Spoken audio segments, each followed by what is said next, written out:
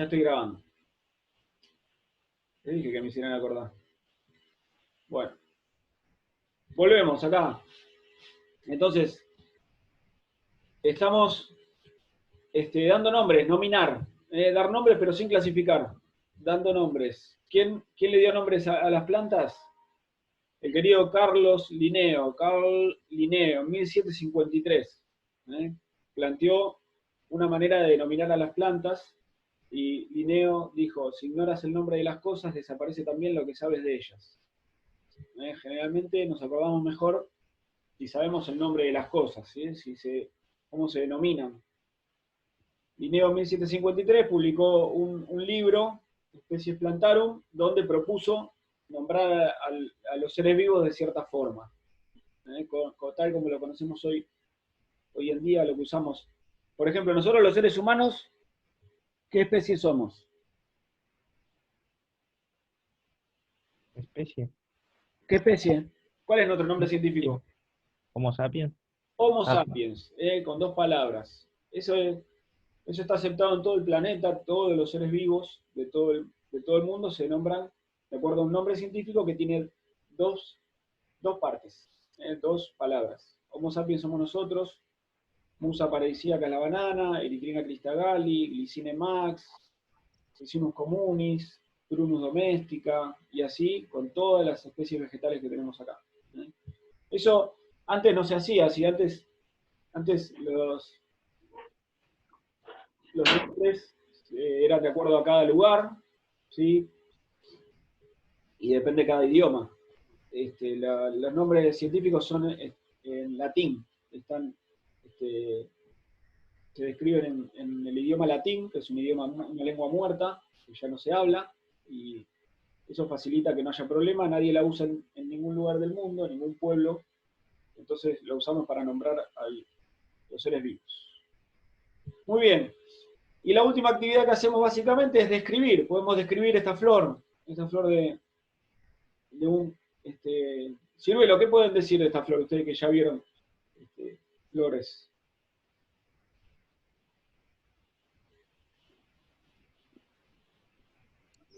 ¿Qué es hermafrodita? Una flor hermafrodita, muy bien, se ven los estambres y ahí el pistilo. ¿Qué más?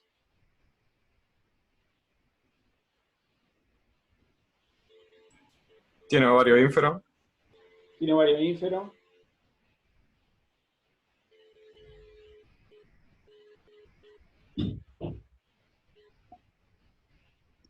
¿Ven pétalos ahí? Tiene pétalos y sépalos. Tiene pétalos y Y el sépalos. hipeta. Los pétalos son blancos, tienen su forma, están separados. Estambres tiene muchos, están separados también. Cantidad de carpelos. Vamos a decir las características. Algunas son estas, de esta florcita de ciruelo. Describimos. Bien, en botánica, que es una ciencia que tiene que ver con la biología, se clasifica, se describe, se denomina, todas estas actividades están reguladas por lo que denominamos taxonomía, taxonomía vegetal, ¿sí? Que proviene de taxis, que es orden, y nomos, que es ley o norma. Es la ley que ordena a las plantas, cómo se clasifican las plantas, ¿sí? Establece bases, la taxonomía, principios, métodos, normas o leyes para poder describir las plantas, poder clasificarlas, poder denominarlas. ¿Sí? Un montón de cosas. Hay un material que yo les di por plataforma, que lo tienen, que había varias fotocopias, no sé si lo pudieron bajar y ver, pero hay una pequeña introducción un libro de Orfila sobre taxonomía vegetal, botánica sistemática.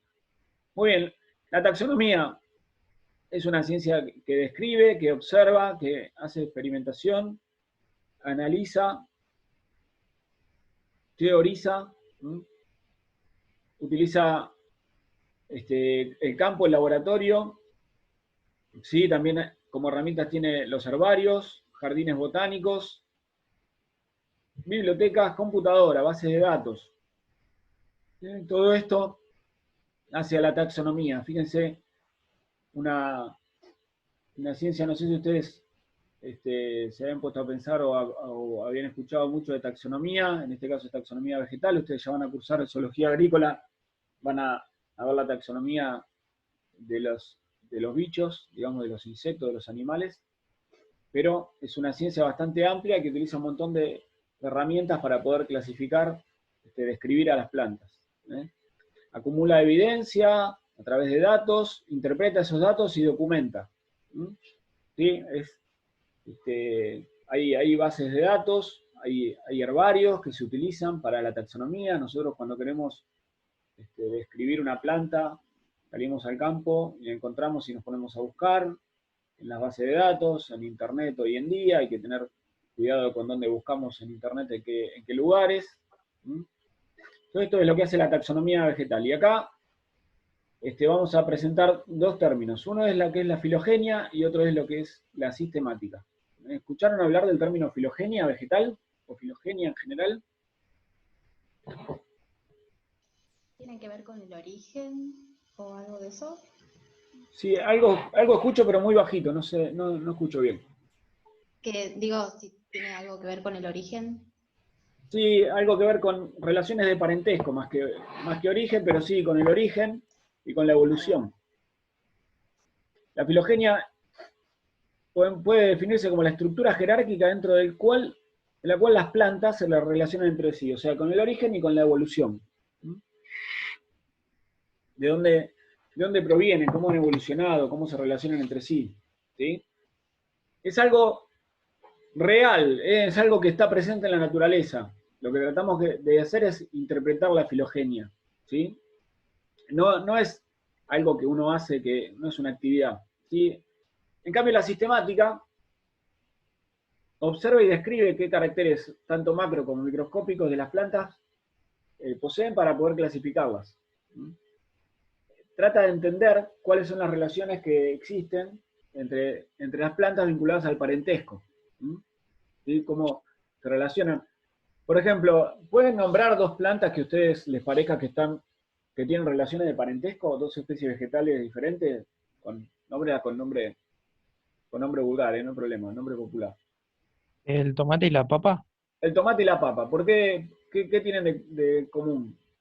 ¿La misma familia? La misma familia botánica. Las dos son especies, la papa y el tomate, que están dentro de la familia Solanáceas, porque tienen estructuras reproductivas similares, la flor es similar, y después una tiene tubérculo, el otro no, ¿sí? Pero hay un montón de caracteres que hacen que estén relacionados. Entonces, la sistemática lo que trata de entender es cómo están relacionados el tomate y la papa, de dónde provienen, dónde se separaron. ¿Sí? Justamente los dos son, hoy en día tienen el mismo género, ¿sí? Antes estaban en distintos géneros botánicos, y eso es lo que trata de hacer la sistemática. Clasificar las plantas de acuerdo a su filogenia, a de dónde provienen y cómo han evolucionado. ¿Sí? Lo que hacen las distintas teorías de la sistemática es interpretar la filogenia. Tratan de interpretar. Antes, ahí surgen lo que son las clasificaciones, que pueden ser clasificaciones artificiales, clasificaciones económicas, clasificaciones naturales, ¿sí? Pero la sistemática trata de entender la filogenia, qué es lo que ha pasado. La filogenia, es decir, el origen y la evolución de todos los seres vivos, en nuestro caso las plantas, no cambia, porque ya ha evolucionado y ya han tenido su origen. Lo que sí cambia es la sistemática que la interpreta a medida que se obtiene más información. Por ejemplo, en los últimos años ha cobrado más interés, más relevancia ha cobrado los estudios moleculares, con un montón de técnicas que antes eran de ciencia ficción y hoy en día son bastante comunes con los PCR y demás. Hoy en día los estudios moleculares sirven para complementar a las sistemáticas. Es una herramienta más que usa la sistemática. La sistemática de un grupo botánico, por ejemplo una familia, en un momento dado, es la mejor aproximación a su filogenia de ese momento. ¿Sí? Se van conociendo más cosas, se van adquiriendo más herramientas tecnológicas, de conocimiento, y se va entendiendo mejor la filogenia. Entonces, por eso ¿qué pasa con la sistemática? Va cambiando y a veces de pronto una especie vegetal que estaba en una familia, a los años aparece con otra. Y no es la misma la sistemática que yo estudié en la universidad cuando cursé botánica hace más de 20 años, que la que hoy en día están aprendiendo ustedes. ¿Sí? Igualmente en la carrera de agronomía, en lo que es botánica para agronomía, no estamos tan, en las clases, no estamos tan, sería actualizados, porque no nos interesa tanto la actualización, pero sí, por ejemplo, las carreras como biología, que investigan mucho más, sí se le da mucho más, se le hace mucho más caso a las actualizaciones. Igual vamos a tratar de mantenernos actualizados, pero no es tan fácil. Muy bien. Y acá nos lleva a otro tema, que son las categorías taxonómicas o niveles o jerarquías dentro de una clasificación. Por ejemplo, el reino. ¿El reino qué reinos conocen? Animalia, Plantae. Reino Plantae, reino vegetal. Sí. Filum o división. Filum o filo es más utilizado para zoología. En botánica se utiliza división. Después viene la clase, el orden, familia, botánica, género y especie. Son todas categorías taxonómicas, son los niveles de la clasificación. También hay otros niveles. Entre clase y orden vamos a encontrar superórdenes. Entre división y clase vamos a encontrar subdivisión. Entre clase y orden vamos a encontrar también subclases. Depende, obviamente hay, pero estos son los más importantes, estas categorías taxonómicas.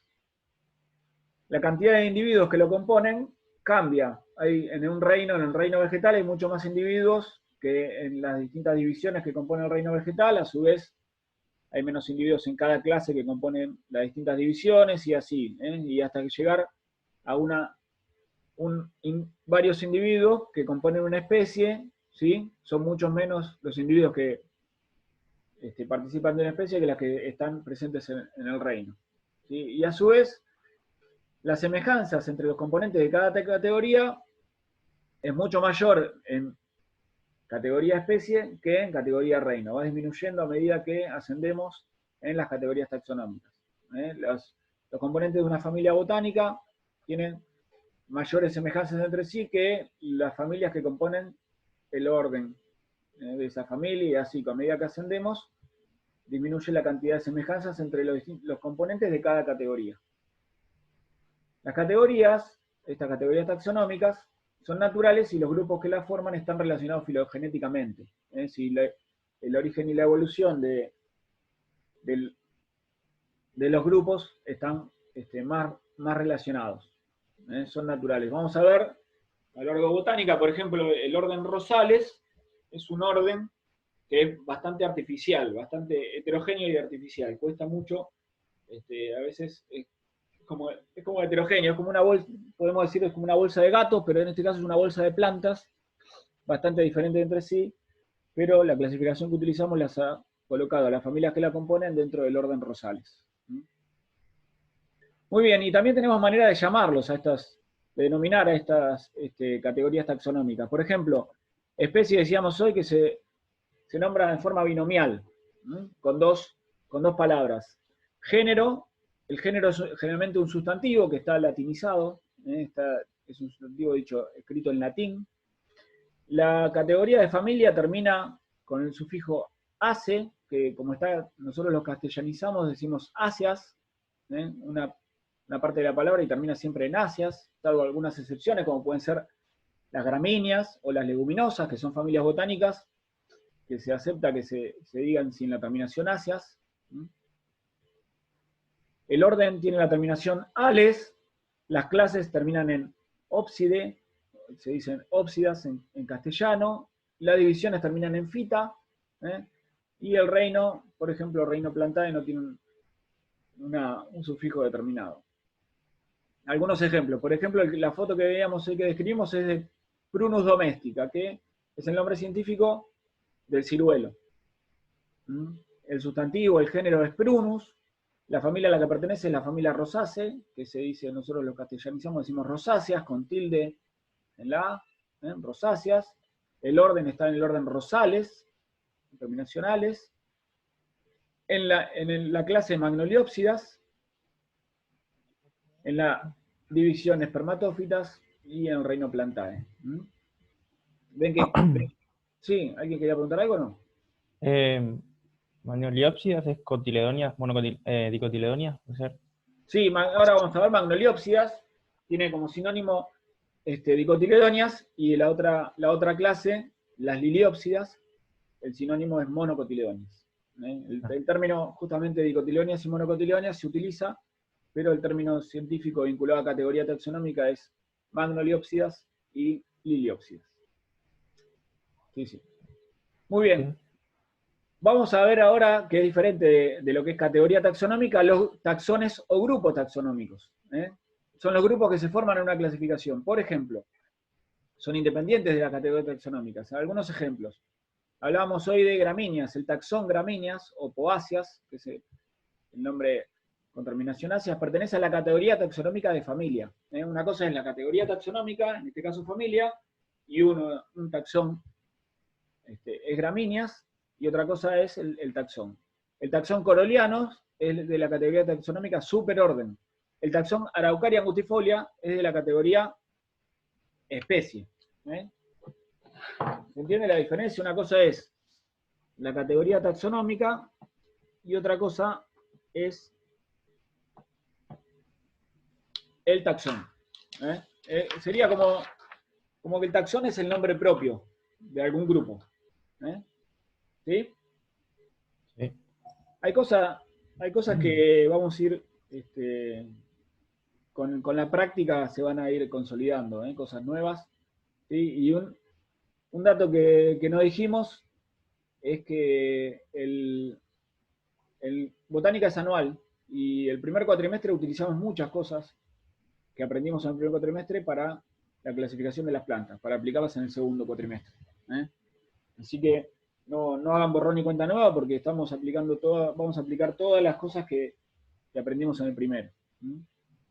Muy bien, y definición de especie, que es especie botánica. Hay una definición clásica que hace a la morfología, especie morfológicamente hablando, que son grupos de individuos que tienen caracteres morfológicos propios, y hace que se diferencien de otros grupos próximos. Por ejemplo, hoy creo que era Alejandro que decía la papa y el tomate tienen caracteres morfológicos propios que hacen que la papa sea una especie y el tomate sea otra especie diferente. Okay. Pero si vamos a avanzar un poco más con el tema de especie, hay un montón de variantes, de teorías, ¿sí? Pero especie biológica es el conjunto de poblaciones que están formados por individuos que tienen el potencial para cruzarse entre ellos y producir descendencia fértil, o sea que se fecundan entre sí y tienen descendencia fértil y no se cruzan con otros grupos próximos. Por ejemplo, algunas especies que son del mismo género botánico, pero que son de diferentes especies, no se pueden cruzar entre sí. Si se cruzaran entre sí, darían lo que se llaman híbridos botánicos. Es lo que sucede, por ejemplo, con algunos algarrobos, o lo que sucede con algunos quebrachos, los quebrachos colorados, que son diferentes especies botánicas, pero también pueden cruzarse entre sí y forman híbridos. Eso con el tiempo, si estuviéramos viendo un tiempo evolutivo, años, miles y miles de años, tal vez terminen diferenciándose nuevas especies, biológicamente hablando. Pero hoy en día, especie biológica es esto, es un conjunto de individuos que tienen también caracteres propios, generalmente la especie morfológica está incluida dentro de especie biológica, que pueden cruzarse entre sí y dar descendencia fértil. Ahí después échenle un vistazo a las fotocopias del libro de Orfila, que es de taxonomía, de sistemática, y algunas cositas ahí. Muy bien, acá vemos los grandes reinos que se conocen hasta hoy en día.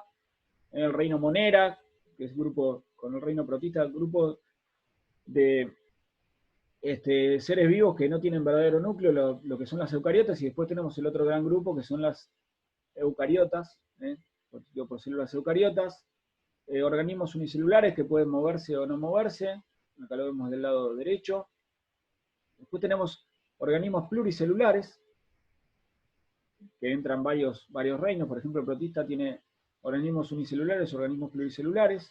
Acá ya entramos en el reino Plantae, Fungi y Animalia. Los reinos que tienen organismos con pared celular, fíjense que entra Monera, el reino de los hongos y Plantae. En un momento los hongos estaban dentro del reino Plantae, después se dieron cuenta que no correspondían. Y los grupos que tienen clorofila, el reino Plantae, ¿sí? Con algunas algas. Muy bien. Nosotros vamos a trabajar con plantas vasculares traqueófitas o cormófitas, que esto ya lo venimos repitiendo en el primer cuatrimestre. Son las plantas que tienen un cuerpo, que tienen bien definido la raíz, el tallo y las hojas. Tienen vascularización, es el grupo de plantas, y acá ya tenemos que, ustedes lo venimos viendo, 3 grandes grupos: las pteridófitas, las gimnospermas y las angiospermas. ¿Qué tienen en común? Que son cormófitas, tienen raíz, tallo y hoja bien diferenciado, pero a su vez podemos separar a las pteridófitas de las gimnospermas y angiospermas porque en las pteridófitas no hay flores. No hay flores, por lo tanto no hay ni óvulo ni desarrollo de semilla en las pteridófitas, sí en las gimnospermas y en las angiospermas. Ahora, en las angiospermas hay desarrollo de ovario, porque están los óvulos encerrados en esas estructuras denominadas ovario, y hay conformación de fruto, no así en las gimnospermas. La estructura de las gimnospermas que lleva los óvulos y que lleva luego las semillas no es un fruto verdadero, se denomina estróbilo, o puede estar directamente sobre un tallo. Lo que sí vuelven a compartir en común las gimnospermas y las angiospermas es que la reproducción sexual es independiente del agua. La fecundación es independiente del agua. No así en las pteridófitas, que necesitamos para que las esporas pudieran germinar, producirse protalo, y la reproducción sexual necesitamos agua. Esto es parte también de la evolución del grupo de las gimnospermas y las angiospermas. Fíjense que acá tenemos pteridófitas, que es una división. ¿Cuál es la división que incluye a las gimnospermas y las angiospermas? Espermatófitas. Espermatófitas. O sea, grupo de plantas con semilla, espermatófitas. Muy bien. ¿Qué características tienen o qué han desarrollado las cormófitas? Para la entrada del agua y la nutrición inorgánica, sistema de conducción de agua y minerales, una cutícula que protege de la deshidratación, soporte de las células con incorporación de lignina en las paredes para poder desarrollar ese cuerpo, estructura para absorción de agua, obviamente principalmente de las raíces, y un sistema de anclaje que lo constituyen las raíces. Y por otro lado, para la nutrición orgánica, también un sistema de anclaje que sirve para nutrir, para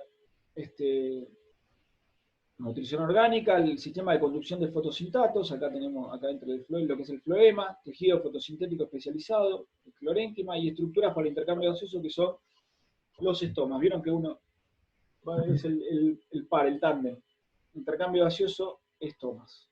Y finalmente, para la reproducción sexual, esporas con paredes con esporopolenina, que acá lo tenemos tanto en las esporas de los pteridófitas como en los granos de polen de las espermatófitas, para la reproducción sexual. Y estas características han permitido a las cormófitas llegar a lo que son hoy en día, con todas las cormófitas, las pteridófitas, las gimnospermas y las angiospermas. Ahora, ¿qué cantidad y quiénes son este grupo de plantas? Por un lado, las angiospermas, fíjense, las angiospermas son más de 3/4 partes de las plantas que poseen clorofila, que fotosintetizan. Las gimnospermas son muy poquitas, puede llegar a, vamos a ver hoy, a más de 1000, pero apenas no llega ni al 0,00, ni llega ni al 1%. Después tenemos las pteridófitas, que son en número bastante mucho más que las gimnospermas, aunque el grupo de los helechos y licófitas son menor en volumen. ¿Sí? Después tenemos las briófitas y las algas, que también fotosintetizan, pero tienen otras características que hacen que no estén dentro del grupo de las cormófitas. Y acá vemos cómo han ido apareciendo la cantidad de especies y cómo se fueron extinguiendo o no con respecto al tiempo, millones de años, en las distintas eras, paleozoica, mesozoica y cenozoica, hasta llegar hoy en día, el grupo de las pteridófitas, las gimnospermas y las angiospermas, que son mucho más en la actualidad. Recuerden el tiempo de cuando uno ha visto películas hechas representando dinosaurios y demás, ahí prevalecían las pteridófitas y las gimnospermas y después empezaron a tomar mayor importancia las plantas con flores. Muy bien, ¿qué grupos vamos a encontrar y vamos a tratar? Bueno, justamente el helecho serrucho, que es de las pteridófitas, no lo vamos a ver casi para nada. Igual ustedes vieron con Betty ciclos de vida y vieron el ciclo de vida de las pteridófitas, así que ahí ya lo tuvieron. Igual lo tienen en la ficha del año pasado. Este año la pasamos por alto, hasta finalmente se van a extinguir en botánica. Pteridófita proviene de Pteris, que es una especie de helecho, perdón, y bueno, Fitas, que es el grupo división. El helecho serrucho, ¿lo conocen? Seguramente. ¿Alguno? Sí. Ornamental, este es nativo. Este es nativo y anda por todo el mundo. Puede crecer sobre el suelo, puede crecer arriba de una palmera también. ¿Es nativo de toda Argentina? Es El helecho. nativo de, más que nada, del centro-norte de Argentina. Es una planta considerada cosmopolita que crece por todo el mundo. Hoy vamos a ver alguna de esas cosas. Bueno, tenemos por ejemplo, grupo de pinos, del grupo de las espermatófitas, pero de la división gimnosperma. A ver si me corrigen. ¿Es división gimnosperma o es subdivisión gimnosperma?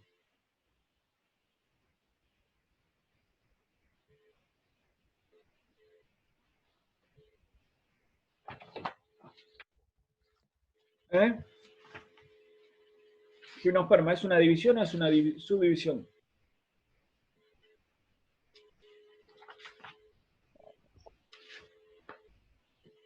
¿Me escuchan? Sí. Sí. Lo que le pregunto es si gimnosperma es una división o es una subdivisión.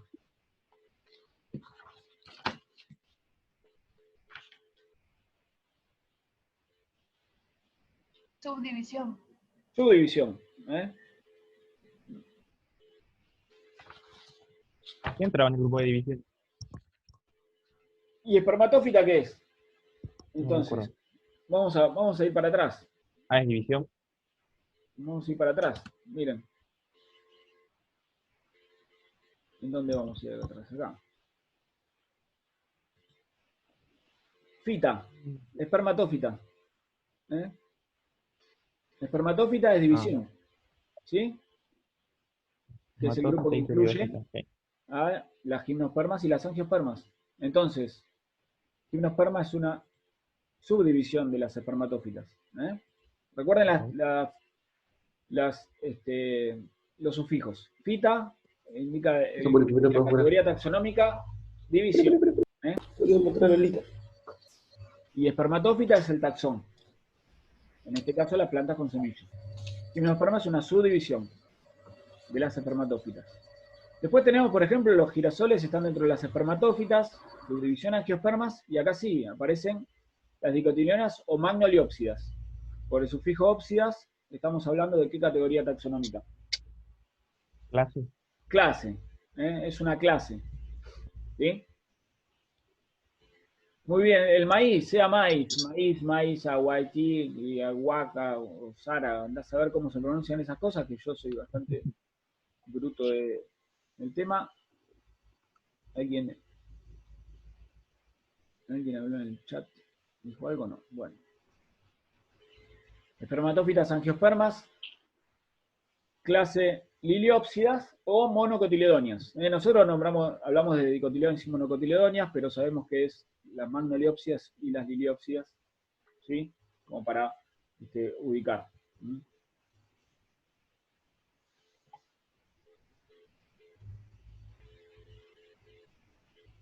Muy bien.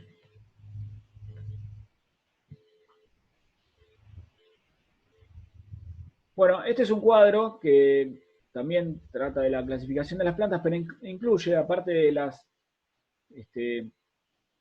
pteridófitas, las gimnospermas y las angiospermas, a las briófitas. Y acá está cuál es la diferencia. Recordemos que raíz, tallo y hoja teníamos en las cormófitas, que son estos tres grupos de plantas, y las briófitas no tienen. Son los musgos y las hepáticas.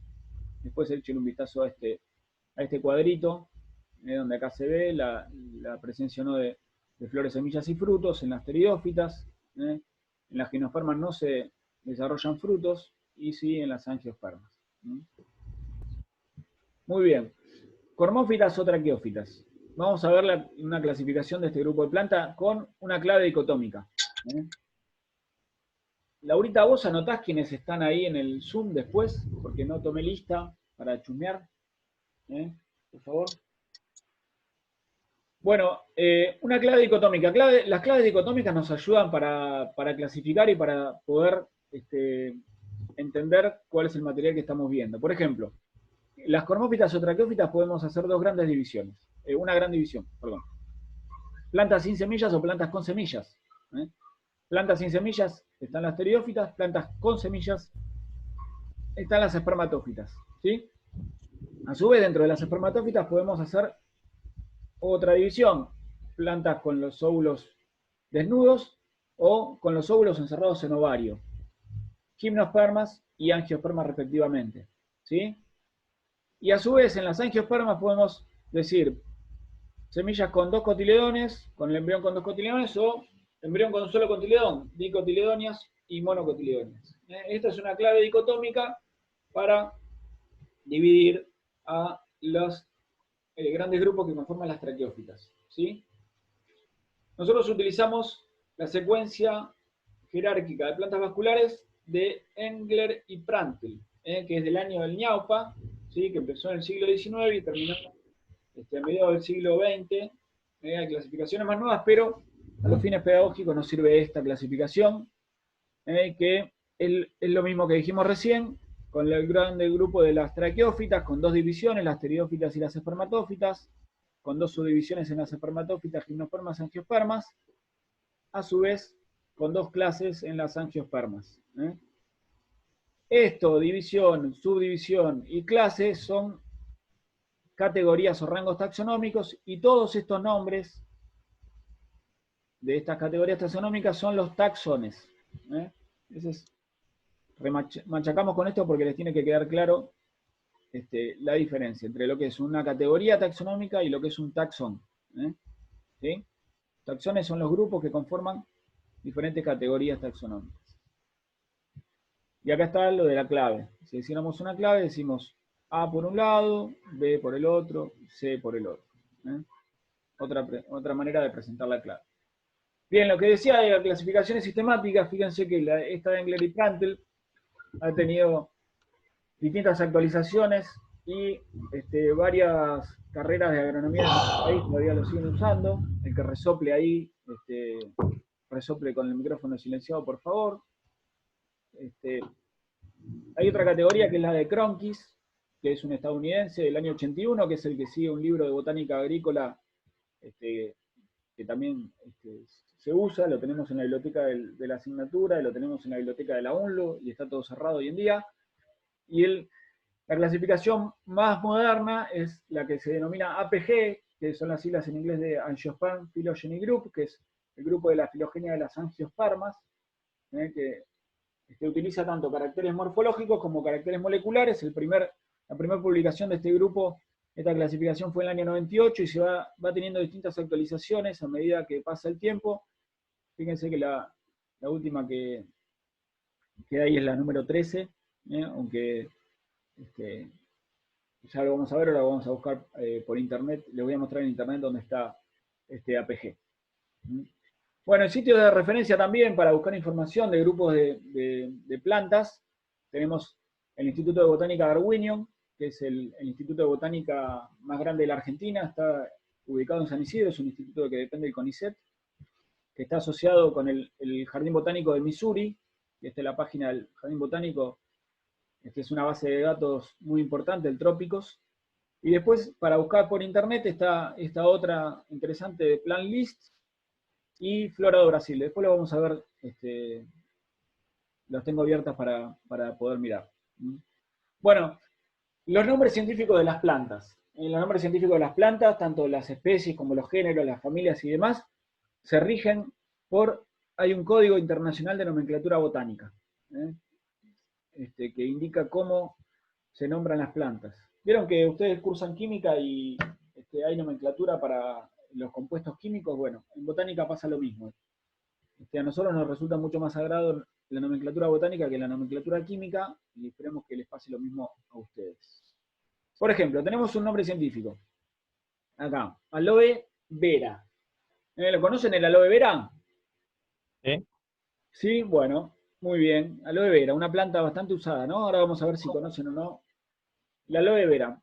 Tenemos, por un lado, la palabra aloe, que es lo que nos indica el género de esta planta, género aloe. Por otro lado, la palabra vera, que es el epíteto específico. Aloe vera, vera significa verdadero. Y después tenemos una letra, en este caso la L, que indica el autor de esta especie vegetal. La L hace alusión a Linneo. Hay también libros que serían siglas de autores que aparecen detrás de un nombre científico para decir quién finalmente nombró a esta especie vegetal. Los nombres científicos se van actualizando, hay nombres científicos que cambian de autor. Imagínense que en simultáneo yo descubro una especie vegetal y a su vez un paisano en Paraguay también nombra a la misma especie vegetal con otro nombre científico. Bueno, hay que ver quién llegó primero. Bueno, finalmente van a encontrar detrás de los nombres científicos alguna letra o alguna sigla o algún apellido completo. Eso es el autor que ha nombrado a la especie. Y finalmente, las dos palabras, aloe vera, constituyen la especie botánica. No es que vera es la especie, sino que aloe vera es la especie botánica. Acá tenemos, ¿conocen esta planta? Sí. ¿Qué es? ¿El aloe vera? El aloe vera, no. Esto es aloe saponaria. Aloe saponaria. Es otra especie vegetal diferente a la aloe vera. Tiene las hojas manchadas, con máculas, bien marcadas, las flores anaranjadas, las hojas anchas. Nombre popular o vulgar, que se coloca generalmente entre comillas, aloe. Esta la conocen. ¿La han visto por ahí? Esta tampoco es aloe vera, es aloe arborescens. Tiene las flores anaranjadas, ¿sí? Aloe arborescens, también se le conoce como aloe, es una planta más arbustiva todavía. Y esto es aloe vera. Acá vemos un cultivo de aloe vera. La aloe vera tiene las flores amarillas. Por eso ahora, ¿alguno vio una aloe vera? No. Ahora no. Hay pocos, no se ven porque le gusta más el clima subtropical o tropical. Tiene las hojas más erguidas en el tallo, y uno le puede sacar la ficha fácilmente por las flores amarillas. Acá en Luján tenemos un par en el jardín botánico, en el vivero, y a la vuelta de casa hay uno, en Luján. Pero es rarísimo verlos, no son para nada comunes. Muy bien. Bueno, vamos a dejar de compartir la pantalla. Vamos a... Bueno, ¿alguna duda, chicos, del tema de esa breve introducción? No. Bueno, cualquier cosa. Por ahora nada. Bueno, vamos a empezar con características de las gimnospermas, que para repasar están el grupo de las cormófitas, tenemos pteriófitas y espermatófitas, las dos divisiones, y la subdivisión gimnospermas. Divisiones, subdivisiones, esas son las categorías taxonómicas, y estos cuatro son taxones.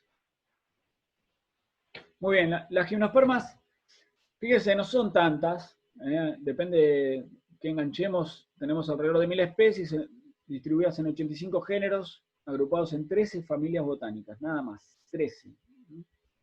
Son poquitas, pero están distribuidos por todos lados. En Argentina tenemos nativas de nuestro país, unas 21 especies, en 8 géneros, con 4 familias botánicas. Nosotros hacemos hincapié mucho en lo que es nativo, nos parece que hay que conocer, que hay que cuidar, que hay que conservar, que hay que aprovechar, y por eso la cuestión de las regiones fitogeográficas también es importante.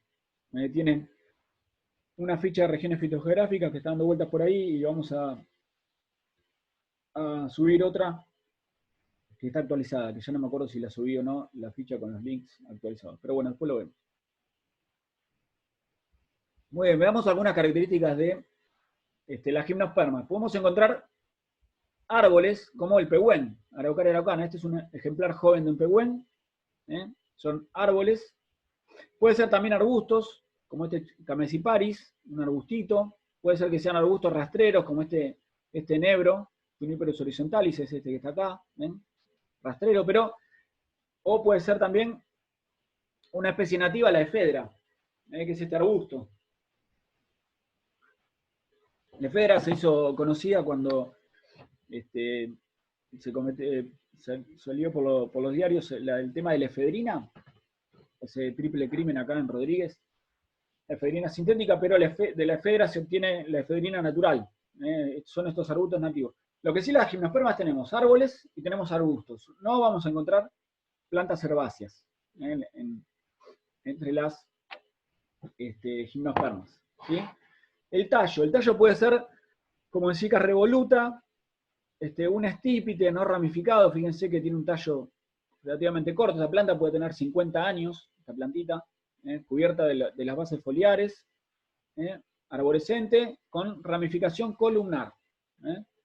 ¿Sí? Una columna, como si fuera una palmera. Pero es una gimnosperma. Puede ser también, como veíamos hoy en la Araucaria, que tenga este tipo de ramificación, ¿sí? Que es una ramificación bien monopodial, con la yema apical prevaleciendo por sobre las yemas de las ramas. Ahora puede ser, por ejemplo, en el guingo. Este es un ejemplar joven del guingo biloba, que es una gimnosperma, el guingo, y un ejemplar adulto del guingo biloba. ¿Sí? Cuando joven puede tener una ramificación monopodial y cuando se transforma en adulto pasa a tener un tipo de ramificación simpodial. Deja de tener prevalencia esa yema apical. Tipo de ramificación de las gimnospermas. También árbol. Ahora, con respecto a las hojas, acá también vamos a tener una gran variedad, pero las hojas, fíjense, esto es una rama de pinos. Las hojas vamos a encontrar macroblastos, que son estas ramas, y braquiblastos, que son estas ramitas cortitas. En ambas encontramos distintos tipos de hojas. Pueden ser hojas escamosas, en el macroblasto, acá se ven, muy cortitas, y hojas aciculares, que son las que fotosintetizan, en braquiblastos, en los pinos, por ejemplo. Puede ser, como en la misma sigla que veíamos hoy, esas hojas que van naciendo ahí, que tienen un largo pecíolo, una lámina dividida, hojas pinnaticompuestas, ¿sí? En las cicadáceas, muchas cicadáceas, hojas aciculares uninervias, con una sola nervadura, en el género Pinus. Acá vemos en el macroblasto hojas escamosas, en el braquiblasto hojas aciculares. Ahí vemos un corte transversal de las acículas, fíjense. Acículas se denomina este tipo de hojas porque se semejan a agujas. En este caso un braquiblasto de 2 hojas. Y ahí vemos las nervaduras. Una única haz vascular en el centro de la hoja. Uninervadas. ¿Sí? Ahí vemos bandas estomáticas en las hojas. Fíjense cómo están agrupadas las estomas formando estas bandas. Todos esos puntitos blancos son estomas. En este abeto podemos tener hojas lineares, no son aciculares, sino que son lineares, bastante planas, pero también con una nervadura central, y ahí están esos blanquecinos, se ven todas las bandas estomáticas agrupadas. Lo mismo sucede en la secuoya, Sequoia sempervirens, en el redwood, otra gimnosperma de Estados Unidos. En los cipreses son diferentes las hojas son escamosas, miren como escamitas, imbricadas, también son uninervadas. En la araucaria, volvemos sobre las araucarias, acá aparece la araucaria mustifolia, tenemos hojas del tipo lanceoladas, o anchamente ovado-lanceoladas en la araucaria araucana. Son plurinervadas, tienen muchas nervaduras. El ginkgo biloba es una gimnosperma muy particular, muy primitiva, y las hojas tienen el limbo expandido, pueden estar, encontramos dos tipos de ramas, un macroblasto y sobre ese macroblasto ramitas cortas, los braquiblastos. Ahí está la nerviación que tiene, que es dicotómica, y las hojas tienen limbo expandido, se llama flaveliformes o flaveladas, en forma de abanico. Muy bonitas el ginkgo, un árbol muy cultivado como ornamental.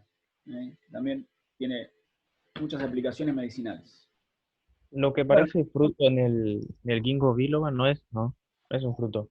no, los que parecen frutos en el ginkgo biloba, como estamos en gimnospermas, acá no va a haber frutos. Y como tiene los óvulos desnudos, lo que aparecen son en realidad semillas maduras, semillas, y es semilla lo que parece un fruto. Que ahí en la plaza de Pilar, está la plaza principal de Pilar, forestada todo el perímetro con gingos.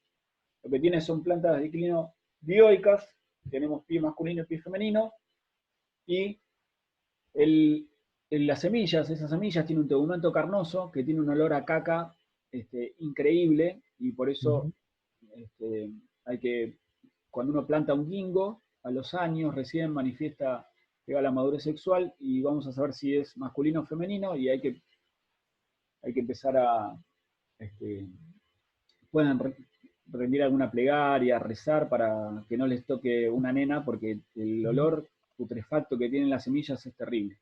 De todas formas se consumen, se comen. Se comen, claro. Se comen las semillas, se utilizan las hojas como medicinal, es un excelente vasodilatador. Hay grajeas, pastillas de ginkgo biloba, para la memoria, para los capilares sanguíneos. Pero no son, justamente, recordemos, características, fíjense acá alguien estaba diciendo algo, perdón. Lo carnoso que vendría a ser. Es el tegumento de la semilla. Claro. Tiene una parte del tegumento carnoso y después tiene una parte del tegumento pétrea, se dice como piedra, que es lo que después adentro está el embrión. Claro. No es un fruto. Bueno, observen este cuadro. Acá tenemos una clave de las clases que conforman las gimnospermas. Las gimnospermas tenemos óvulos desnudos sobre carpelos abiertos. Las flores son completamente aperiantadas. ¿Recuerdan lo que significa aperiantado? No tengo ni cáliz ni corola.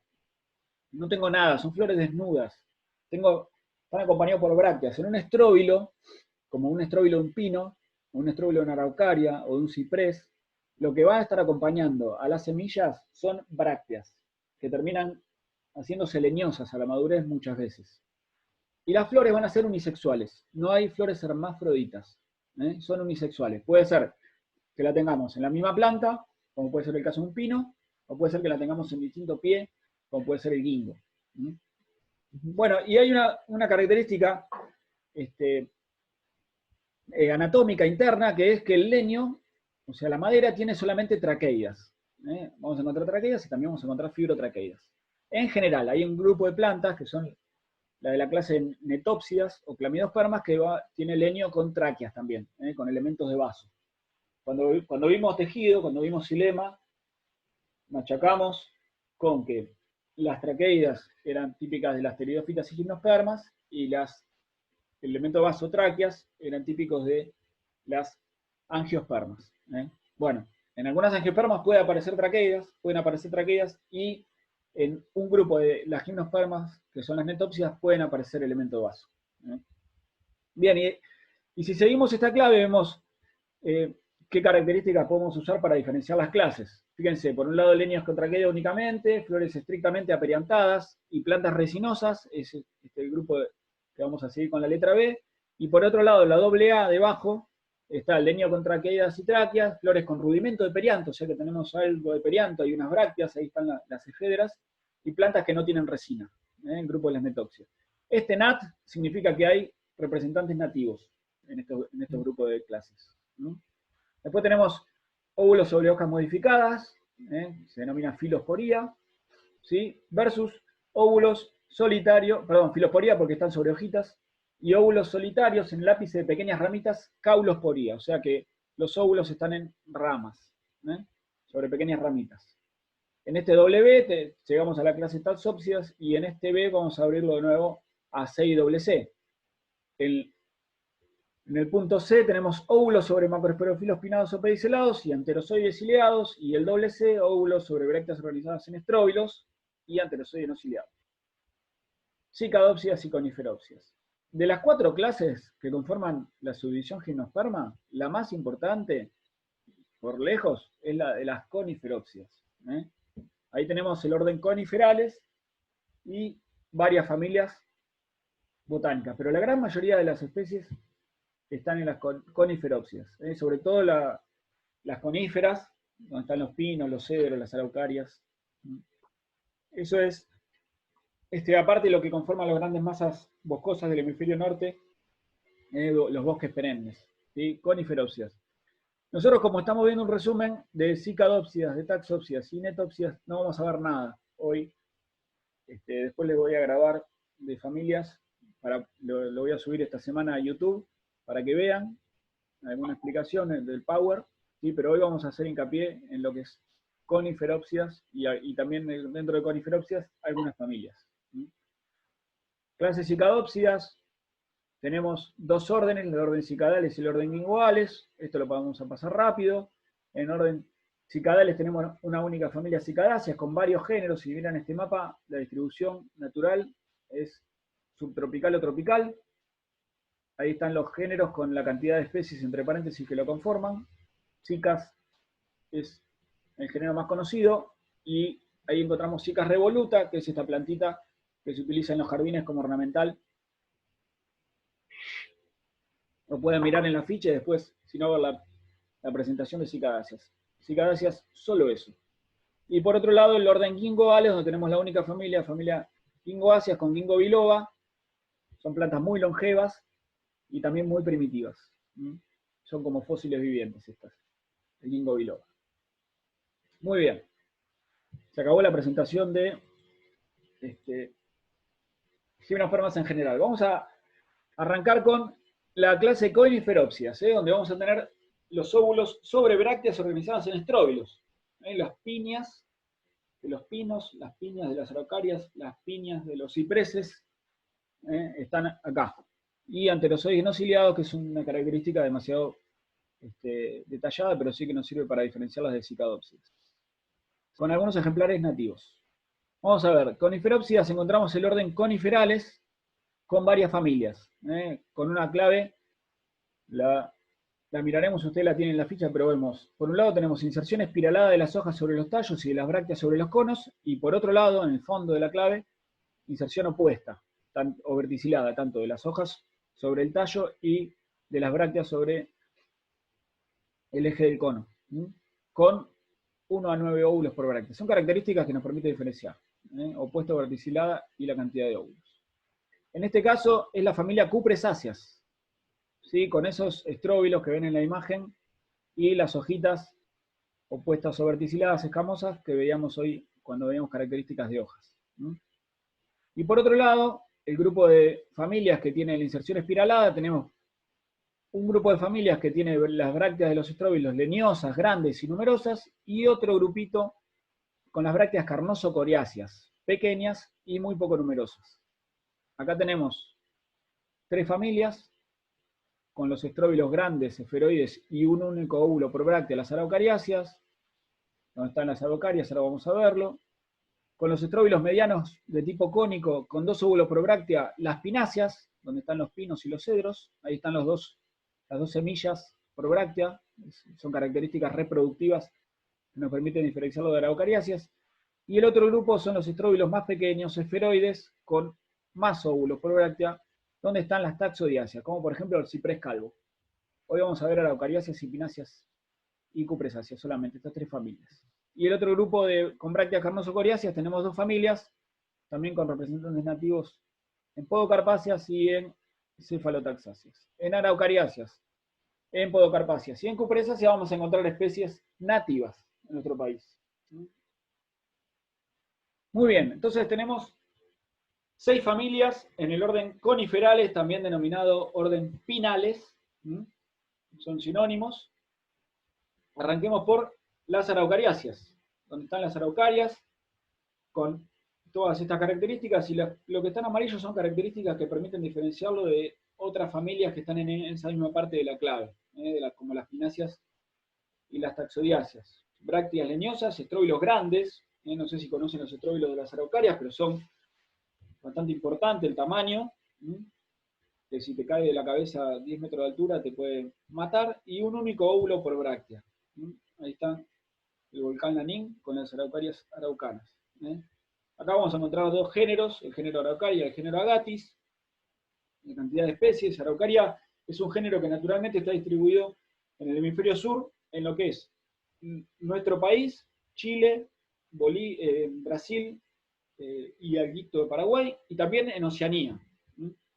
Lo mismo que Agathis, está en Oceanía. Una araucaria bastante común es la araucaria heterofila o araucaria excelsa, son sinónimos. Es de la isla de Norfolk, que es una isla que está en Oceanía. Se cultiva mucho como ornamental. Las ramas, fíjense, están dispuestas en estos pisos, de a 5 ramas por cada piso. Se utiliza mucho como ornamental y a veces se utiliza en maceta como planta, denominada planta interior. Pobrecita la plantita, pero son árboles muy grandes, pueden llegar a tener hasta 40 metros de altura. Otra araucaria, que tampoco es nativa, la araucaria biduili, conocida como araucaria de Biduili o Bunya Bunya, también originaria de Oceanía, de Australia, tiene las ramas que permanecen cuando el árbol es grande desde la base, no se caen naturalmente como las araucarias nativas, ¿sí? Y vamos a ver las nativas. Tenemos este mapa de ecorregiones de nuestro país. La araucaria angustifolia, también conocida como curí, pino Paraná o pino Brasil, es nativo de la selva paranaense, de acá de Misiones, puntualmente del nordeste de Misiones. Y por otro lado, la araucaria araucana, el pehuen, está naturalmente en los bosques andinos patagónicos, delimitado en la zona de Neuquén, de nuestro país, y también del lado de Chile. La araucaria angustifolia del lado de Brasil está bastante más, su región, bastante mayor la superficie donde crece naturalmente. Bien, araucaria araucana, cuando la planta es joven, permanece en las ramas, tiene ramas desde la base, pero en los ejemplares adultos toma esta forma de copa aparasolada, como un paraguas invertido. ¿Sí? Muy bonita, como ornamental también. Tiene un derrame natural. ¿Sí? Las hojas son ovado-lanceoladas, son muy punzantes, son asperísimas. Ahí está, esta es una imagen de Chile, la araucaria araucana. Fíjense la corteza, cómo quedan estas placas típicas de la araucaria araucana, muy diferente de lo que es la araucaria angustifolia. Acá tenemos las hojas, tienen una disposición espiralada, acá se ve la espiral, son gruesas las ramas, son muy punzantes, muy duras. Ahí está la filotaxis, fíjense, esparcida, como se nota el espiral que van formando. Tienen un link con un videito de YouTube para poder ver, hay mucha información de las araucarias también, por suerte. Esta especie lo van a ver en el práctico, pero se cultiva como ornamental, también la semilla es alimenticia para los pueblos araucanos, mapuches, pehuenches, ¿sí?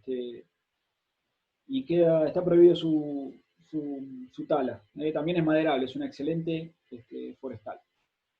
La araucaria araucana que vemos son plantas diclino-dioicas. Tenemos ejemplares masculinos, ahí vemos los estróbilos masculinos llevando los granos de polen que libera luego, ¿sí? Y acá vemos el ejemplar femenino, con conos femeninos. Podemos encontrar algún que otro ejemplar monoico, pero lo común son los ejemplares dioicos. Son grandes estos estróbilos.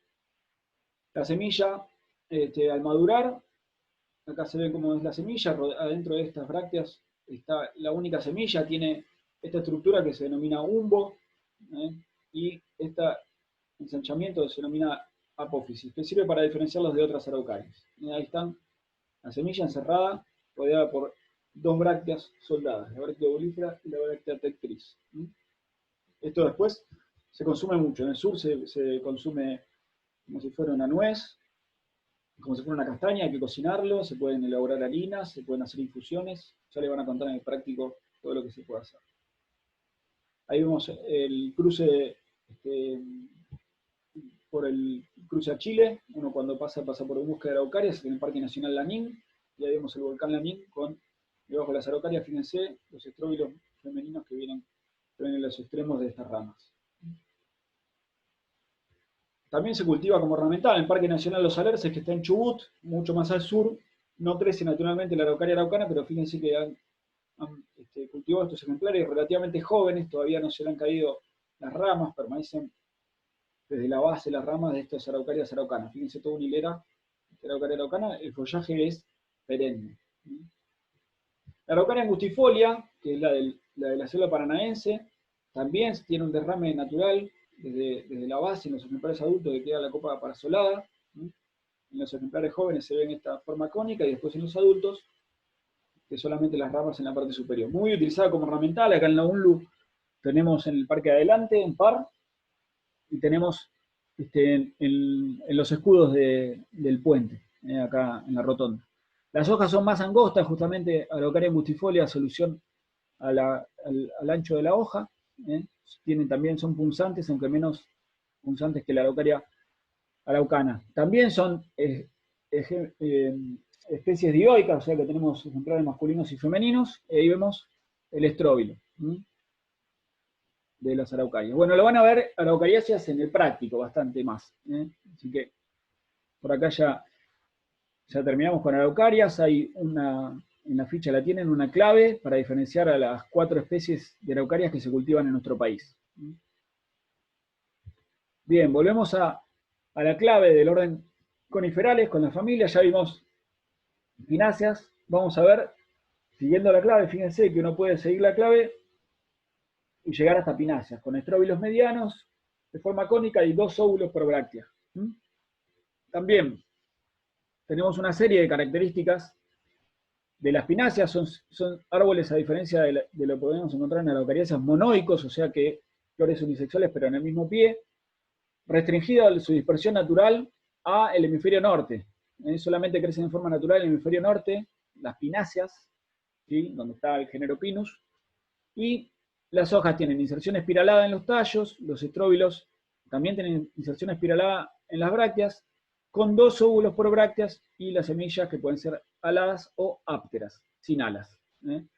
Ahí vemos las características de las ramas del género Pinus, por ejemplo, aciculares, ya veíamos hoy, pueden ser también que sean las hojas planas o aciculares, pero de sección cuadrangular. En otros géneros, género Abies o género Picea, también dentro de la familia de las pináceas, ¿sí?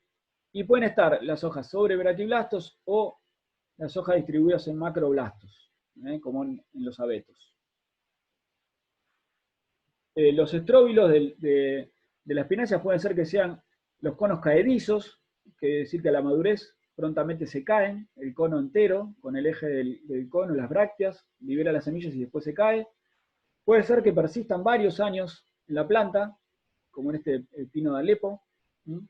Ahí está el estróbilo inmaduro y el estróbilo a la madurez que permanece en la planta. Las semillas decíamos que pueden tener esta ala que le favorece, ayuda a la dispersión, o puede ser que sea semilla completamente áptera, sin ala. Ahí vemos esa característica que hace que esté dentro de pináceas, que con 2 óvulos por cada una de las brácteas. Eso es importante. Tenemos varios géneros de importancia a nivel mundial, sobre todo que se cultivan como forestal, también como ornamental, y una clave de los géneros, ¿sí? El género Pinus, hoy les mostraba el libro de pinos ornamentales y forestales de la Argentina. El género Pinus es el género más importante, con alrededor de entre 80 y 90 especies distribuidas en el hemisferio norte. Tenemos especies de climas completamente fríos, pero también hay en el Caribe, México, Pinus caribaea, por ejemplo, típico de zonas cálidas. Y algunas claves, fíjense los caracteres que se utilizan para diferenciar a las especies, la cantidad de hojas por fascículo, si los conos son caedizos o persistentes, el largo de las hojas, si son péndulas las hojas, la cantidad de hojas por fascículo, que es un carácter un poco difícil también, el color de las hojas es un verde vivo, un verde oscuro, para diferenciar dos especies que están muy cercanas entre sí, ¿sí? Muchísimas especies de pino. Veamos algunos, por ejemplo, Pinus taeda, llamado pinotea, es nativo del sureste de Estados Unidos, fíjense, llega hasta Florida, ahí Texas, toda zona subtropical, muy utilizado como celulosa en nuestro país para la obtención de celulosa para la industria del papel, para madera o para obtención de resinas. Tiene 3 hojitas por cada uno de estos braquiblastos, ¿sí? Y se cultiva en nuestro país en la Mesopotamia. Si uno va la zona de Entre Ríos, Corrientes, cuando va por la ruta 14 ve esos montes de pino, eso puede ser Pinus taeda, pinotea. Tea significa antorcha.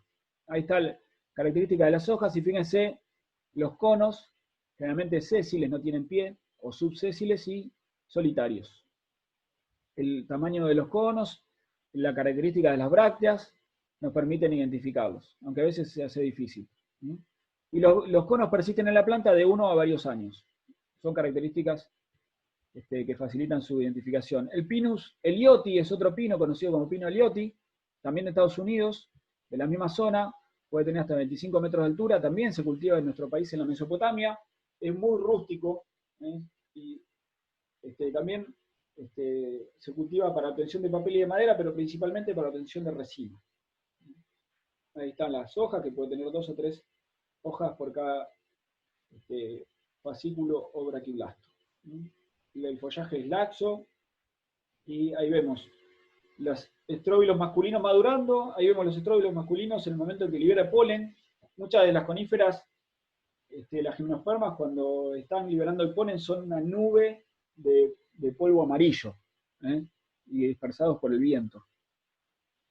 Ahí vemos los estróbilos femeninos, con sus características, y se utiliza mucho para la extracción de resina. Acá vemos cómo se extrae la resina, se hacen estos cortes en forma de espina de pescado, se va corriendo cada vez el corte más para abajo, y se colectan estos recipientes. Se pueden obtener hasta 4 kilos de resina por árbol en un año. Este es un cultivo de Pinus en Corrientes, sobre la ruta 14, ahí vemos los recipientes en la base, donde se colecta la resina. Bien, otro pino, el pino de Alepo, Pinus alepense, utilizado para cortinas, también como forestal y ornamental, se utiliza mucho en la costa. Ahí están los estróbilos, y la cantidad de hojas por fascículo. Todas características, ahí está la distribución natural del pino, todas características que hacen a cada pino. Es el árbol nacional de Turquía, el Pinus alepensis. ¿Sí? Ahí están los estróbilos femeninos, y en la misma planta, son plantas monoicas, tenemos los estróbilos masculinos. Las gimnospermas en general, estos estróbilos tardan 2 años en madurar. Desde que se forman los femeninos hasta que liberan la semilla, tardan 2 años. Pinus pinea es el pino piñonero. Característica de este pino es la copa aparasolada cuando crece solo, que se puede apreciar esta característica, y la corteza con estas placas marrones de los ejemplares más adultos. Se utiliza para fijación de dunas en el mar. Las semillas del pino piñonero son ápteras y se utilizan en confituras para elaboración de pan dulces. Ahí están las semillas peladas, denominadas piñones. Muy caras. Bueno, los pinos cultivados en nuestro país, depende de la región de nuestro país, los pinos, por ejemplo, Misiones, Corrientes y Entre Ríos, prevalecen Pinus elioti y Pinus taeda. En Jujuy se cultiva el Pinus patula, que es el pino llorón.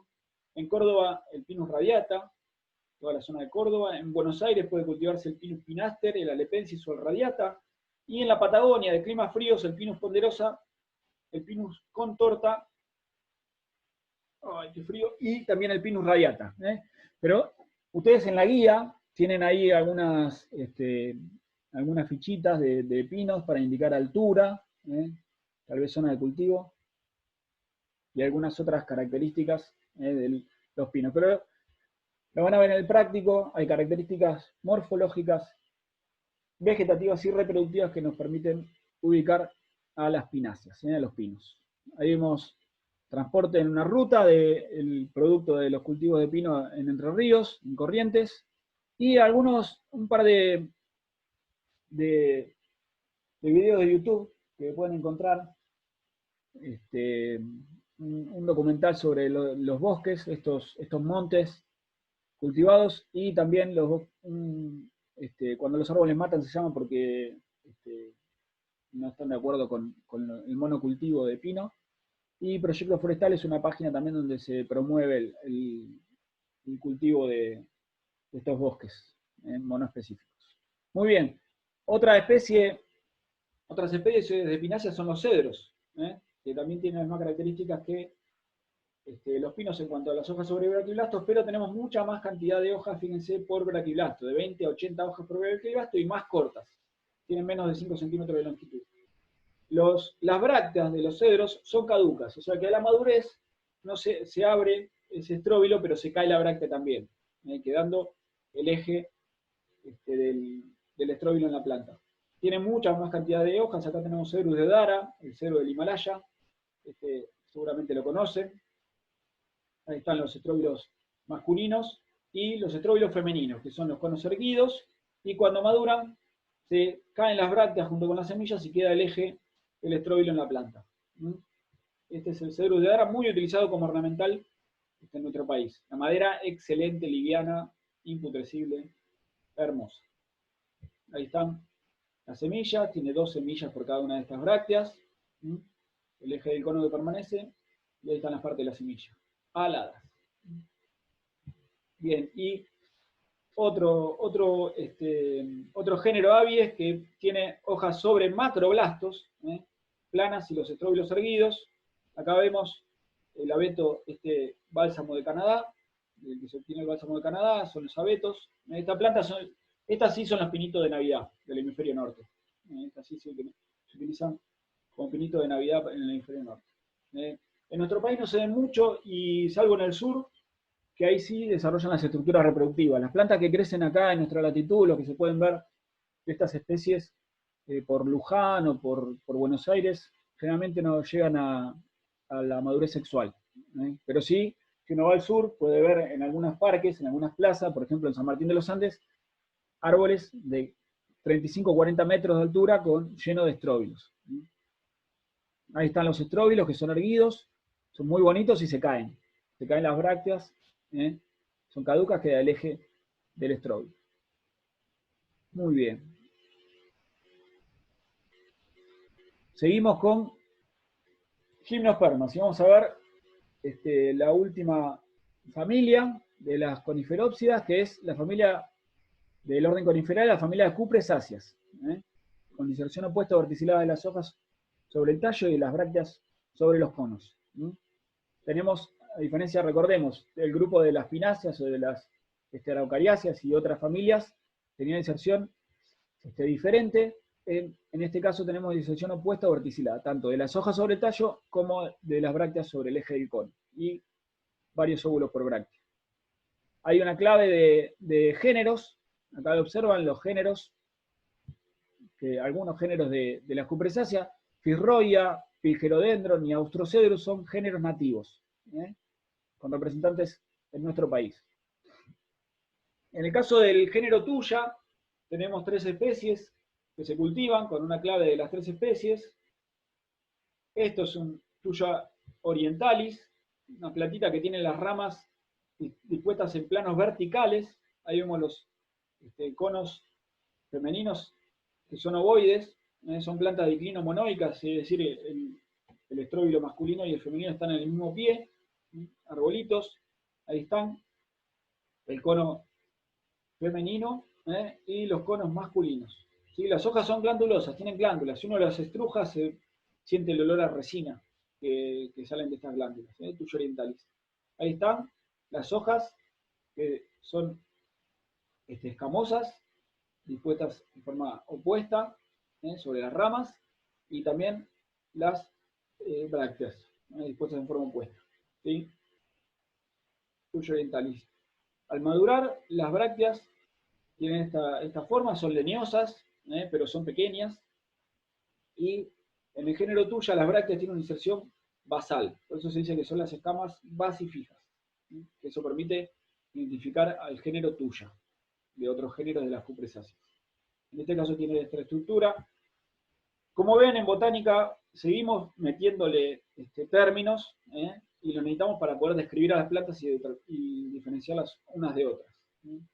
Esta especie se utiliza principalmente para cerco, el género Tuya, para cerco en este caso ven, porque tiene el follaje bien compacto, resiste la poda y son árboles pequeños, que tardan muchos años en crecer. Sí, acá vemos un cerco de Tuya, en un barrio acá en Luján. Otro género de las cupresáceas, que es el que nombra justamente la familia, es el género Cupresus. A diferencia de Tuya, que teníamos las brácteas de inserción basífica, acá tenemos las brácteas peltadas, inserción en un eje, pero peltadas, como un escudo. ¿Se acuerdan el tipo de hoja peltada? Bueno, esto también. Las brácteas peltadas hace alusión a que parecen como un escudo. Tiene un eje, la bráctea que lo une al eje del estróbilo y después se expande formando como un escudo. Dentro de cupresáceas, el género Cupresus tiene alrededor de 15 especies, hay muchísimas especies muy cultivadas en diferentes partes del mundo, no hay ninguno nativo de nuestro país.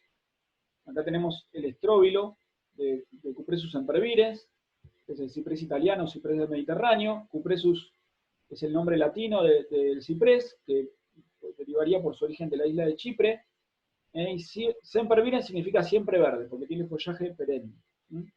Ahí están las hojitas, que son escamosas, imbricadas, dispuestas en forma opuesta. Y ahí está el estróbilo, que son estos conos subglobosos y ovoides, ¿sí? Con un humbo, con una punta ahí en la bráctea. Este está cerrado todavía, recuerden, 2 años tarda en abrirse. ¿Sí? Y acá vemos el estróbilo ya abierto, con muchísimas semillas. Recordemos que tiene de 1 a 9 óvulos por cada una de estas brácteas, así que tiene muchas semillas, y libera las semillas aptas. Se multiplica fácilmente por semilla. Acá vemos una imagen de Cupresus sempervirens. Tenemos la variedad horizontal, que es el ciprés horizontal, y la variedad estricta, que es el ciprés piramidal, muy utilizado como ornamental. Son longevas estas plantas, pueden vivir hasta 1000 años, con el follaje perenne y la corteza gris. Excelente como madera. Acá vemos un listado de los innumerables usos que puede tener. La madera es aromática, es resistente a la putrefacción, fácil de trabajar. Muchos usos, tanto en lo que es carpintería, como en industria farmacéutica por el aceite de ciprés o en medicina popular. Cada planta es un mundo. Bueno, y dentro de las cupresáceas tenemos el género Juniperus, que se diferencia por el resto de los géneros porque tiene los conos a la madurez que son carnosos. El género Juniperus, originario tanto de América del Norte como de Japón y de Formosa, que es Taiwán. No Formosa nuestro país, sino la isla de Taiwán, o la isla de Formosa. Depende a quién le preguntemos. Si le preguntamos a un taiwanés, es Taiwán. Si le preguntamos a un chino, es Formosa. Bien, son árboles o arbustos, y los conos a la madurez se vuelven carnosos. Ahí están, fíjense, este es el estróbilo, ahí está maduro, es un color negro azulado, se denominan gálbulos, y se ven las 3 brácteas, se ve la unión de las 3 brácteas que están soldadas, cuando madura. Este fruto, que no es un fruto, perdón, este estróbilo, se utiliza para aromatizar a la ginebra. ¿Brácteas basifijas sí. sería también? ¿Cómo, Alejandro? ¿Serían basifijas las brácteas? ¿Serían cómo? ¿Basifijas? Basifijas, no, acá no importa el tipo de brácteas, si son basifijas o no. Seguramente son basifijas, pero lo importante es que a la madurez se fusionan entre sí y uno solamente las puede diferenciar por el ápice. Acá en la parte apical ve que son 3, que se terminan fusionando y son carnosas. A la madurez son carnosas. A diferencia de lo que es una araucaria, un pino, o un cupresus, o una tuya, que son bien leñosas. Bien, vamos a las nativas de de las cupresáceas. Si hacemos, esto es un esquema de los bosques andino-patagónicos desde la zona de la base del lago, un lago del sur. Si subimos por la montaña podemos encontrar las lengas, los raumíes, coigües, y también algunas especies de las que ya hemos hablado, la araucaria araucana, que le gusta la altura, está en suelos volcánicos y altos. También vamos a encontrar alerces, la Firroia cupresoides y el ciprés de la cordillera, Austrosederus chilensis. Acá tenemos Firroia cupresoides, conocido como alerce, que es un nombre europeo. A nivel local, los pueblos originarios le dicen laguán o lahuén. Tiene la copa piramidal, está tanto del lado de Argentina como del lado chileno y crece en forma muy lenta. Recién a los 200 años alcanza la madurez, puede vivir cerca de 1000 años. En realidad hay ejemplares, se conocen ejemplares que tienen más de 3000 años. Este es uno de los más altos y longevos del planeta, ¿sí? Y fíjense el crecimiento en diámetro. En diámetro, 1 centímetro cada 10 a 20 años. Es un género monotípico, es decir, que tenemos una sola especie en el género, Firroia cupresoides, no vamos a encontrar otra especie. Y acá vemos 3.613 años de edad, allá en los alerces del sur. El Parque Nacional de los Alerces debe su nombre a esta especie. La corteza fibrosa resinosa se puede utilizar para calafatear embarcaciones. Ahí vemos un ejemplar, está prohibida su tala tanto del lado chileno como argentino. Está protegido de ambos lados, se taló mucho desde el siglo XVII. Y queda poca superficie de la superficie original. Sí, es una madera espectacular. Si uno va al Parque Nacional Los Alerces, en el sendero del lago Menéndez, puede encontrarse con este laguán solitario, que se considera que, se calcula que tiene aproximadamente 300 años, con un diámetro de 62 centímetros del tronco. Significa abuelo en idioma mapuche, laguán.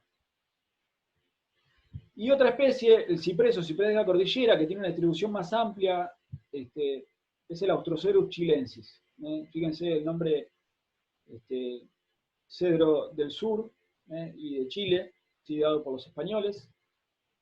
Este árbol, cuando vamos hacia el sur, que vamos llegando a Bariloche, ya cuando empezamos a salir de la estepa y empieza a aparecer montañitas, ya empieza a aparecer, tiene una distribución más amplia, se utiliza muchísimo en carpintería en el sur. La mayor parte de las construcciones del sur de nuestro país, las cabañas de ese marrón clarito, anaranjado, son de ciprés de la cordillera.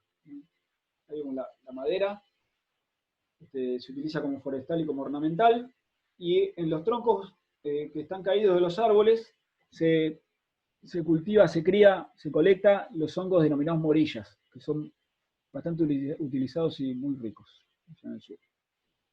Este es un paisaje del Parque Nacional Nahuel Huapi, y estos que están acá en primer plano son cipreses de la cordillera. Y seguramente todo lo que está enfrente también. Muy bien. Estamos con, esperen que dejamos de compartir la pantalla. ¿Dónde estoy? Acá. Bueno, vimos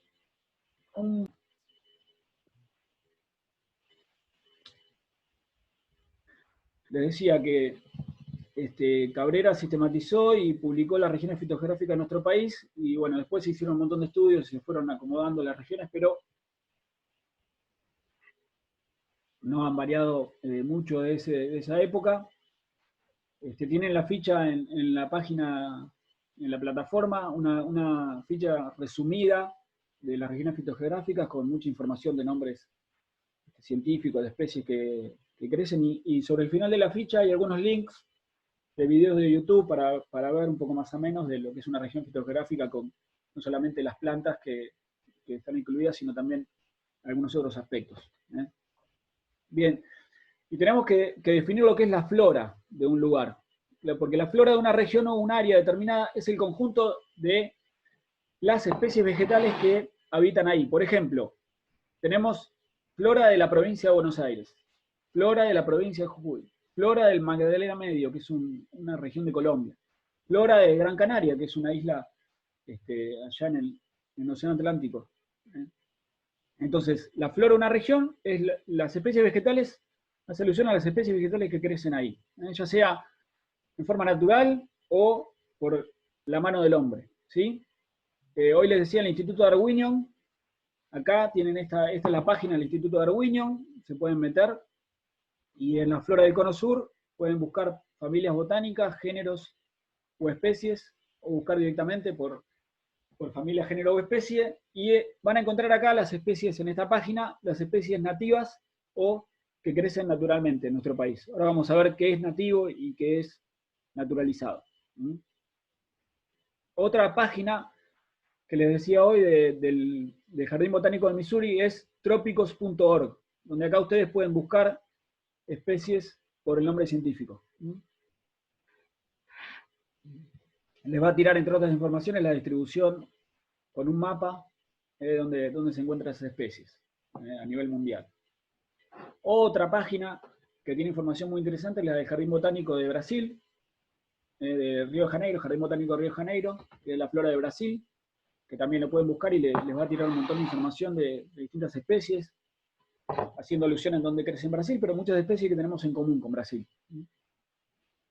Bien, diferente de flora es lo que es en términos de vegetación, que hace alusión a una región o área, es la fisonomía que le imprime al paisaje, el conjunto de plantas. Por ejemplo, esto es una selva. ¿Qué tipo de vegetación podemos encontrar como formaciones bióticas? Por ejemplo, que predominen los árboles. Una vegetación donde predominan los árboles. Por ejemplo, vegetación densa, ¿sí? Como esto que ven en la imagen, con más de un estrato de árboles, o sea, tenemos un estrato de árboles a los 10 metros, otro estrato a los 20, otro a los 40, distintos estratos, capas de árboles, y donde hay abundancia de lianas y epífitas, donde hay muchas enredaderas, lianas y plantas epífitas que crecen sobre otros árboles. Esto es característico de zonas tropicales o subtropicales húmedas, y esto se denomina selva como tipo de vegetación. En nuestro país podemos encontrar dos tipos de selva, la selva pluvial o la selva nublada. La selva pluvial es la que tiene lluvias abundantes durante casi todo el año, como por ejemplo la selva misionera, la selva paranaense. Esta es una imagen de Misiones en la zona de Moconá, el Parque Provincial Moconá. Y también tenemos la selva nublada, que se ubica en ladera de montañas con lluvias abundantes, pero son estacionales y hay neblina casi todo el año, como lo que es la selva en las Yungas, una zona de la selva de las Yungas, allá en Jujuy, en Calilegua, en Salta. Eso se denomina selva nublada, ¿sí? Ahora puede ser que tengamos predominio de árboles, pero no hay lianas o epífitas, y la vegetación es arbórea, pero puede ser una única capa de estrato de árboles o ser varios, y ahí estamos ante lo que llamamos un bosque, que se diferencia de selva, ¿sí? Acá los bosques pueden ser caducifolios, perennifolios, hidrófilos, xerófilos. Caducifolios es cuando la mayor cantidad de especies que habitan ese bosque, que lo constituyen, tienen follaje caduco.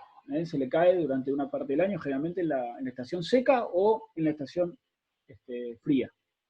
Y perennifolios es cuando la mayor parte de las especies que componen ese bosque no se le caen las hojas. Por otro lado, bosques xerófilos son bosques que crecen en ambientes secos, bosques hidrófilos son bosques que crecen asociados a cursos de agua.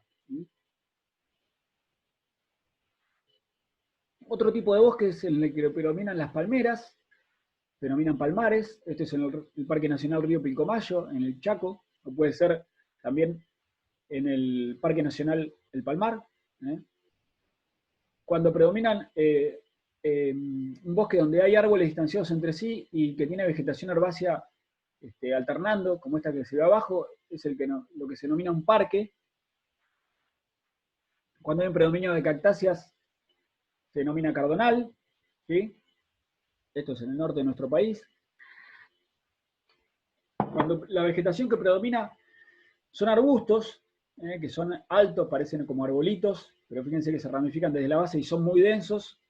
Esto es un arbustal, por ejemplo, la zona del monte de nuestro país la zona fitogeográfica, la región fitogeográfica de monte es un arbustal. Arbustos relativamente altos y densos. ¿Sí? Puede ser que haya arbustos bajos, pero que están muy espaciados entre sí, y abundante suelo desnudo. Esto es una estepa arbustiva, típico de, esto no sé si les hace acordar, si conocen la Patagonia Argentina.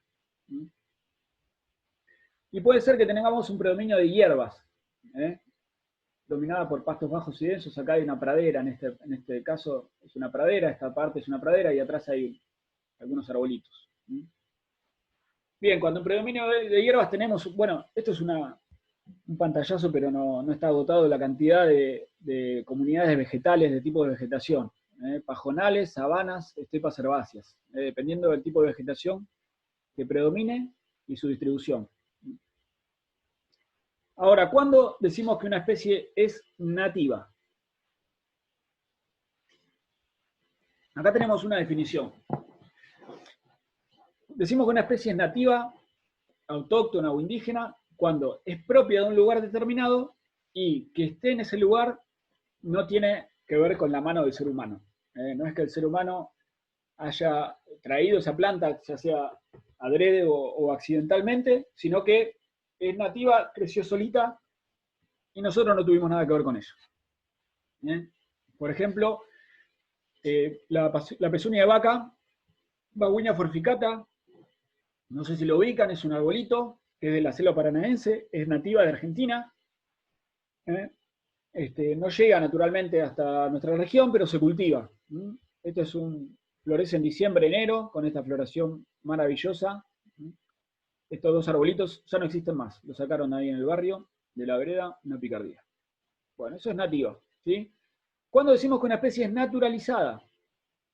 Bueno, también, con respecto a nuestras plantas, se dice que es naturalizada cuando no es propia del lugar, pero se ha adaptado a nuestra región y se comporta como si fuera una especie nativa. Ya sin la intervención del ser humano, ya crece solita, de forma espontánea. Por ejemplo, la lengua de vaca. Es esta plantita que se ve acá, que acá está fructificando. Son estas, está naturalizada. Rumex crispus. ¿Sí? Crece solita. ¿Cuándo decimos que una especie es adventicia? Muchas veces adventicia y naturalizado pueden considerarse sinónimos. La diferencia entre naturalizado y adventicia es que adventicio hace referencia a muchas especies que se escaparon de cultivo y se naturalizaron. Esta es una flor de achicoria, la borraja, esta hermosa planta que ahora está en flor, también es adventicia. Se han escapado del cultivo. El diente de león es una especie adventicia también, y naturalizada. Martín, una pregunta. Sí, Violeta. El hecho de decir naturalizada quiere decir que se puede reproducir normalmente aunque no sea de acá. Sí, eso con respecto a la reproducción no tiene nada que ver. Lo que sí es naturalizada es que no es nativa de la región. Ok. Eso hace referencia. Cuando decimos adventicia naturalizada es que es exótica, pero que ya solita, sin que intervengamos, se reproduce. Eso significa. En cambio, nativo estaba antes de que nosotros metamos mano, digamos, el ser humano. Y hay un término que es el que aparece en esta diapositiva, que es cuando una especie es endémica. Endémica es una especie cuando tiene una distribución restringida a un lugar. Y tenemos que indicar endémico con respecto a qué. Por ejemplo, las araucarias araucanas, los pehúenes, son endémicos de Neuquén, en nuestro país, porque solamente tienen una distribución natural restringida a esa región. Hay muchas especies que son endémicas. Por ejemplo, las cactáceas, hay muchas cactáceas que son endémicas hasta de una ladera de una montaña. Y cuando uno hace un camino por esa ladera de la montaña, quita las poblaciones naturales de esa cactácea y esa especie se extingue, porque tiene un endemismo muy, muy particular, muy restringido. ¿Sí? Por eso tenemos que indicar de dónde es endémica una especie. Por ejemplo, esta Euphorbia canariensis es endémica de la isla de las Canarias. Esta que parece un cactus no es una cactácea, es una euforbiácea.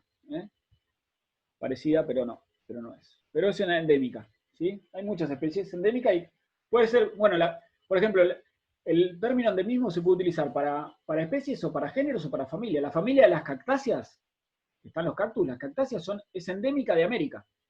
Solamente crece naturalmente en América, la familia. ¿Sí? Bueno, y otro término que puede aparecer es el término cosmopolita, que acá está el diente de león que nombraba Alejandro. El término es cosmopolita cuando tiene una distribución muy amplia y se la encuentra naturalizada en muchos países bajo diferentes condiciones ambientales. Cosmopolita es algo cosmopolita es algo del mundo. Y el diente de león es una especie cosmopolita. Ahí vemos las cipselas del diente de león que se están empezando a dispersar. Bueno, regiones fitogeográficas lo vamos a estar repasando todo el tiempo, así que vayan mirándolo. Muy bien.